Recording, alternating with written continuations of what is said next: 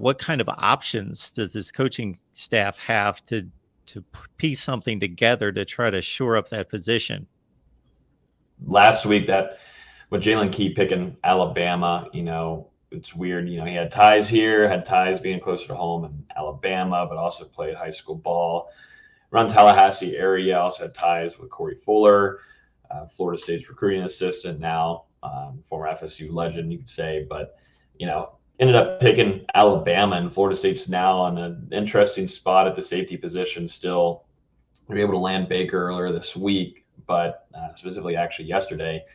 I think, really it's about building some more experience back there, guys that have proven playing time, hopefully a decent or good level and college. And, I know you have to allow or rely a lot on the grad transfer portion of this, but Florida State, I don't see any kind of position group or like position changes for some of these guys. I know we kind of talked about Azrae Thomas and some conversation there, and maybe Jerrion Jones. Jerrion Jones would be the only one that I would think I would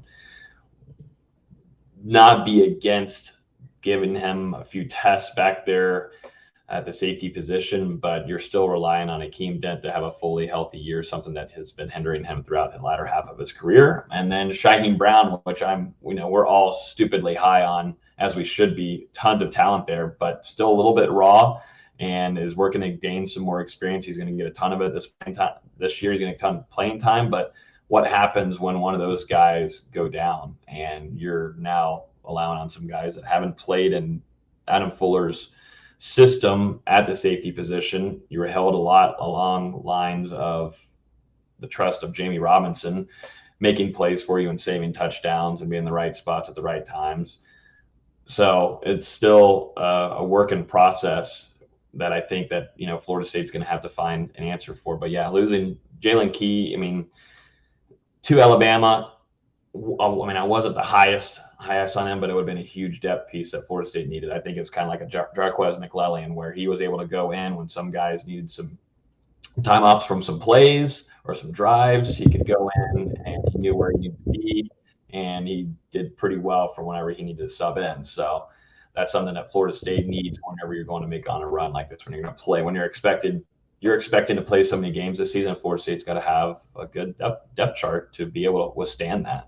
I think what can really help the safety position, other than obviously play time for some of the young guys and exactly what Logan's covering, is defensive line play. If we get to the quarterback quick enough, if we put enough pressure on the quarterback to make bad throws, bad decisions, or make the short throws, then your corners have their opportunity and linebackers have their opportunity. And I think our defensive line, especially depth-wise, having Fisk, bringing him in as the number one defensive tackle transfer, I think Ayo Toafasi is going to end up being bigger than most people think. I think he's going to end up doing something, keeping Farmer here. And then you've got Fabian Lovett coming back. I think that you're going to have to get some of that slack that the safety position may have. You're going to have to try to take care of that elsewhere on the field by putting pressure on offenses faster, or putting a lot of pressure on them to make mistakes, so that these young guys can get that opportunity of repetition. But I'm with Logan 100%. Hopefully there is a grad transfer that's worth getting. Hopefully one hits the portal and we're capable of going after him. I'm not going to bet on that, but it would be very nice. Florida State could use a little bit of luck with that one. But yeah, I think Shyheim Brown being in is probably going to be really good, but Logan hit the nail on the head. He's still really raw. But we've got what we've got. And according to our slogan, we're all that we need. So hopefully that stands true, and our safeties get it together. The ones that we do have, young or old, or raw or not raw, hopefully we pull it together, and then other positions help take up for the loss of the safeties that have left. But kind of going back to the Coleman situation, I just want to know what that average size in college football is. I'm going to look this up for DBs and corners and stuff, period, because we're going to potentially have our shortest wide receiver on the field being 6'3" at times. You've got, if Burrell is able to come back, and you go with Coleman, who is 6'4", you got Johnny Wilson at 6'7". I know that Jaheim Bell is a tight end, but He's also 6'4". Just everywhere you look, there's a lot of length. And then if you put Kyle Morlock in, which is another tight end, he's 6'7".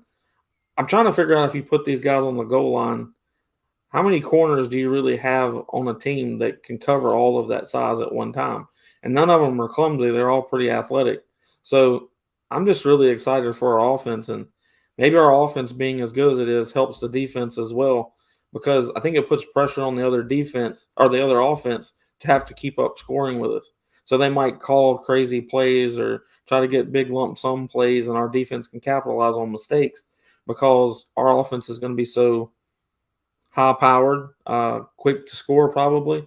I think Florida State can have a special season, but I am with y'all. Our safety position is thin, and hopefully something works out.